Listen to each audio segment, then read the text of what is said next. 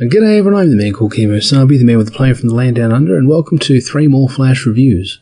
Today we're looking at Peerless, Boom Queens, and Operation Eclipse. Peerless is a 28-page comic created by Chris Marron and Pablo Pepino. It's a stylized martial arts blaxploitation movie without the obvious racial undertones, homogenized of all that pesky real-life bigotry all races are capable of feeling towards each other. Strangely, the only whites are a fairly harmless street gang and a flat-foot cop, neither of which are particularly villainous. That was a nice change. This book is a top-shelf comic. Everything about it is well put together, well presented and designed in such a way as to enhance the 70s Harlem Kung Fu vibe. The creative team clearly know their blaxploitation, even if they chose to sidestep the sort of elements that define the genre that would be considered problematic by snowflakes and the mentally ill today. People in this book act as if race doesn't exist. Racism was a defining element of blaxploitation movies in the 70s, but I'll take no racism over white man bad any day of the week. The dialogue, the story, the art, the fluidity of the action and the fight scenes, these guys have distilled the best elements of kung fu flicks and given it a Harlem coat of paint. Their characters aren't palette-swapped whites or Asians, their clothing style, the way they talk and interact, all rings true of the actors and performances of the era.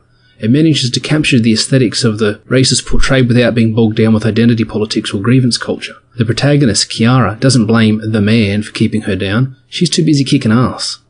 The story starts in media res with Kiara fighting a robed figure who displays superhuman Street Fighter level style energy chi blasts.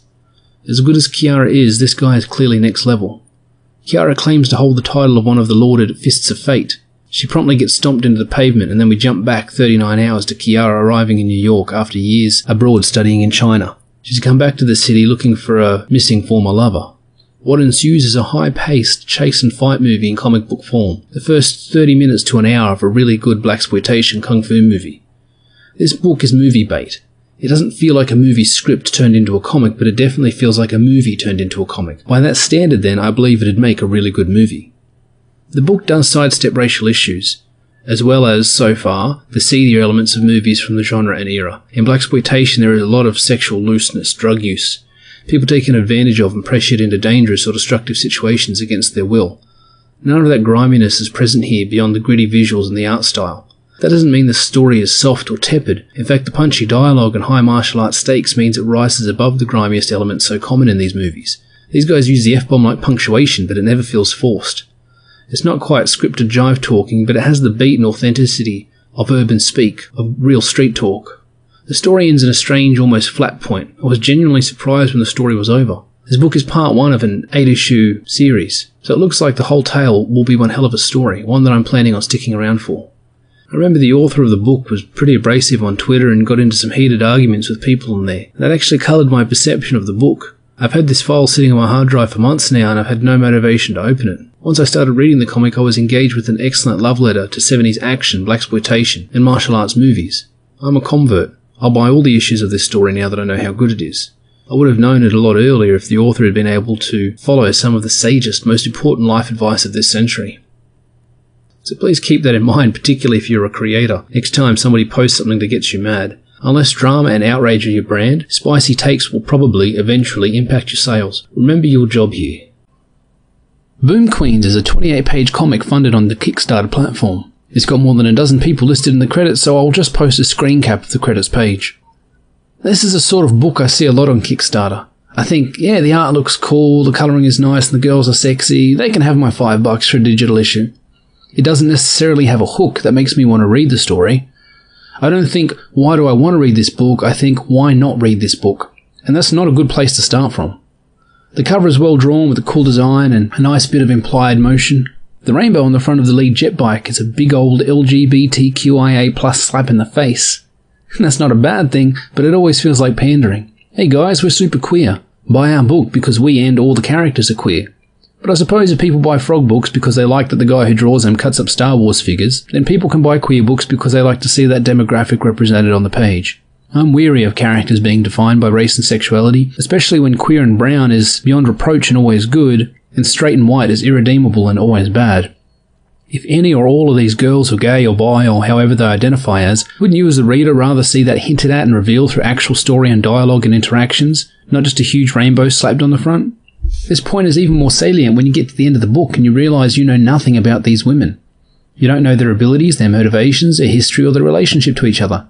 You don't even know their names by the last page. You don't know their names, but you do know that they are queer.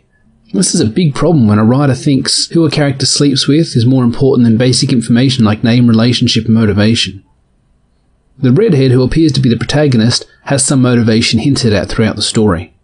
The story revolves around a group of women who attack a heavily guarded building run by a crime lord who, among other crimes, sells children into sexual slavery.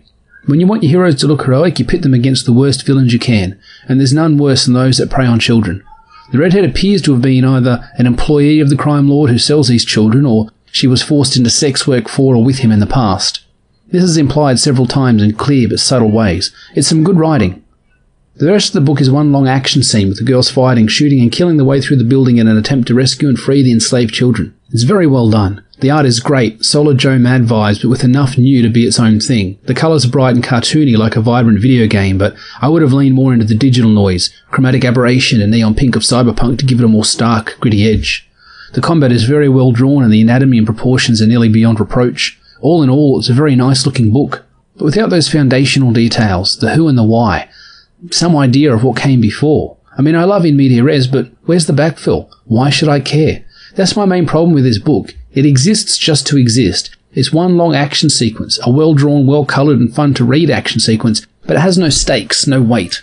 Does the redhead have superpowers or enhanced strength to explain how she can handle guys the size of the Undertaker in unarmed combat? Who are the other women? Why are they helping her? I can guess why the redhead is doing what she is doing, but the pedo angle seems tacked on. Like the writer had a Storm the Fortress type story a la The Raid or the 2012 Dredd movie, and realised a general bad guy crime lord drug dealer wasn't bad enough, so he decided to make him a pedophile and slave trader to boot. That's fine, but I don't think that's enough to bring me back for issue 2. There's no mystery, no wonder, just one well-drawn fight after another. The recent email update for this campaign says issue 2 is nearly complete already, and that's impressive. Now ultimately I come back to my first thought. Not why will I back issue 2, because the team hasn't given me a why. I'm left with a $5 digital price and a why not back this book. Next up is Operation Eclipse by Jay Sloan. There's a lot I like about this comic. I've got the digital version as usual, and while the action was cool and the characters were neat, the comic itself lacked significant impact. It didn't feel like a first issue, it felt more like a free comic book day issue. It doesn't feel like anything that happened in this book mattered to the larger storyline, except that the mayor was in league with Shiva, a much-feared supervillain in this world, and was betrayed by him, and now Eclipse mistakenly thinks the mayor might be an ally in his fight against corruption in the city.